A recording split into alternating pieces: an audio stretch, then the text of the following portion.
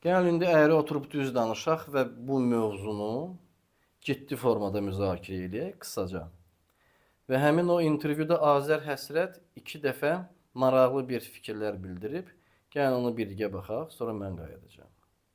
Barlara gedəndə gecə barlarına əksərən orada qızlar rusca danışır.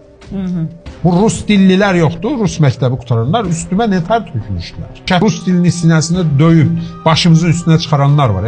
Onların neçəsini Moskvanın mərkəzi televiziya kanallarında Azərbaycanın xeyrinə çıxış edən görmüsünüz. Xatırlayın, bax bu son vaxtlarda kimi görmüsünüz? Təyyarəmiz vuruldu 2024-cü ilin dekabrın 25-də. Bax o rus dilini baş üstündə gəzdirənlərin hansı birisi gedib Moskva televiziyalarında çıxış elədi? Azər Həsrət Azərbaycan Respublikasının əməkdar jurnalistidir və hüquq müdafiəçisidir. Və başa düşə bilmirəm nəyə görə əməkdar jurnalist və ümumiyyətcə adi bir Azərbaycan vətəndaşı belə bir aqressiya ilə öz fikrini bildirir.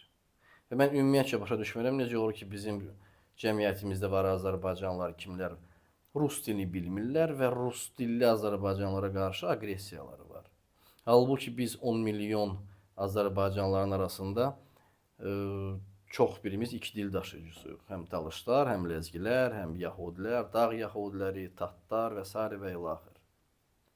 Amma sizin sırf rus dilli Azərbaycanlılara qarşı aqressiyanız var. Mən oturub fikirləşdim, qərara gəldim ki, siz rusların politikasını sevmirsiniz.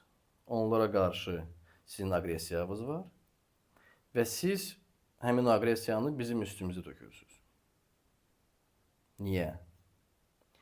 Niyə siz elə bilirsiniz ki, biz rus pərəstiyik? Əgər mən rus dilində danışıramsa, deməli mən rus pərəstim. Və mən Rusiyanı sevirəm. Və yaxud da onun politikasını bəyənirəm və oturmuşam burada Rusu gözləyirəm. Siz əgər mənim kanalıma, adekvat kanalıma daxil olub, son 4 il ərzində Rusun politikasına qarşı olan fikirlərimi, videolarımı görsünüz, siz deyirsiniz ki, qardaş, sən Rusiyaya gedməsən, basıb çalışır türməyə, oradan da müharibəyə. Və mən ona görə də Rusiyaya gedmirəm, çünki mən bilirəm ki, mənim orada başıma oyun aça bilərlər və elə bir mesajlar da gəlib. Əgər mən rus dilində danışıramsa, o deməli deyil ki, mən rus pərəstəm.